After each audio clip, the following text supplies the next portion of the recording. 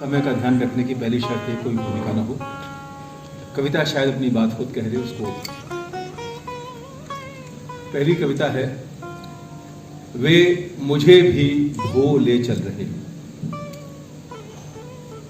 गोद उठाए बच्चों को, सिर पर लादे ट्रंक गठरियां, पहने प्लास्टिक की चप्पलें फटीचर जूते, जाते हुए मुंबई, दिल्ली, सूरत, कोलकाता, बंगलौर, कोच्चि, हैदराबाद से आजमगढ़, जौनपुर, गाजीपुर, सहरसा, सुपौल, मधुबनी, सतना, पन्ना, टीकमगढ़, छतरपुर, राजनांदगांव, रायगढ़, बालोद, झेलते झूठ पर झूठ, तिरस्कार और लांछन और मौत दर मौत, वे आते ही जा रहे हैं, होते मेरे पास रोज हर पल।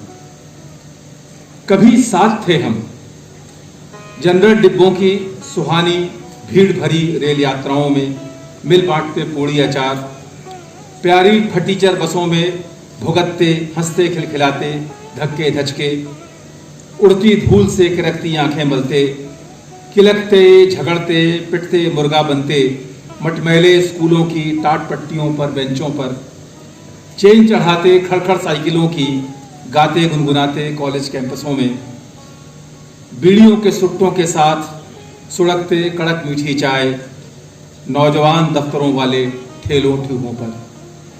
साथ थे हम।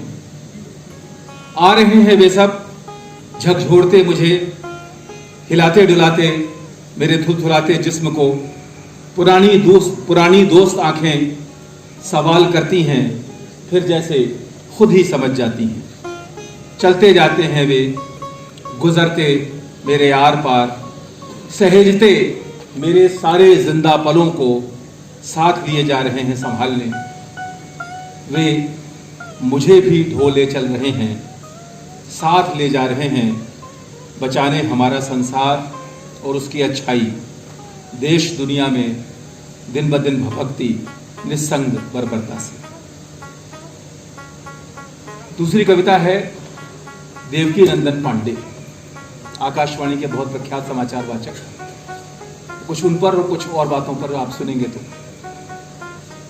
ये तब की कविता लिखी गई थी जब वो कैजुअल बुक पे आते थे, अब तो वो नहीं है संसार में।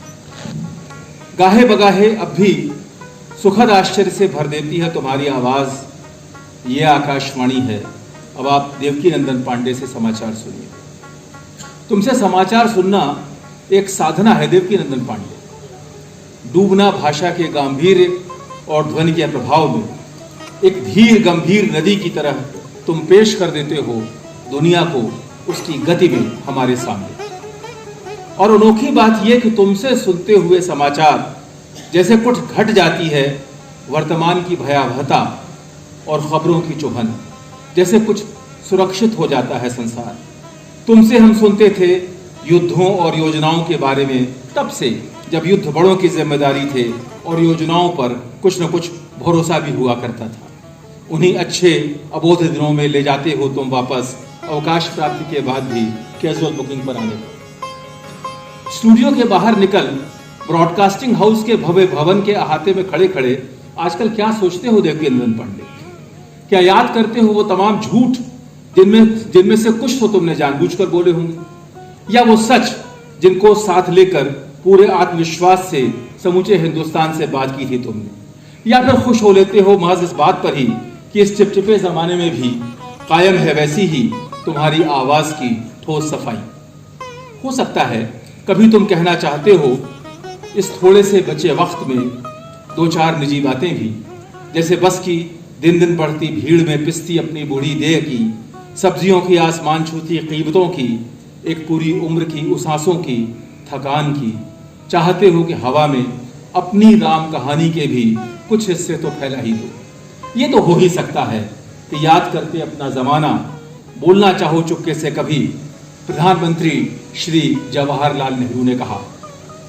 देवकी नंदन पांडे, मैं बताना चाहता हूं तुम्हें कि तुम्हारे शब्दों में नहीं पर तुम्हारी आवाज में बोलता है नेहरू वाकई, और गूंजती है तुम्हारी राम कहानी भी बिना सुने हमारी जानी पहचानी। और ये आखिरी कविता, हत्या एक पत्ती की, हत्या एक पत्ती की। क्या आपने कभी किसी पत्ती के टुकड़े करके देखे? अभी नहीं तो तरुणाई में, नहीं तो बचपन में, कभी न कभी मनुष्य किसी न किसी पत्ती को चीरता फाड़ता जरूर, और इसीलिए जानता है कि कागज की तरह पुर्जा पुर्जा नहीं की जा सकती पत्ती आसानी से।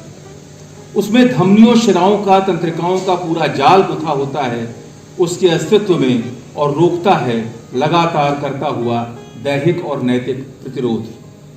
छिन्न भिन्न होती हुई भी पत्ती देखे जाती है निर्निमेष आपको इस तरह कि दिल है तो एक बार दहलता जरूर, और अंत के बाद भी देर तक बनी रहती है पत्ती की रगड़ खाती गंध, उंगलियों में देती उलाहना, करती धिक्कार बार बार।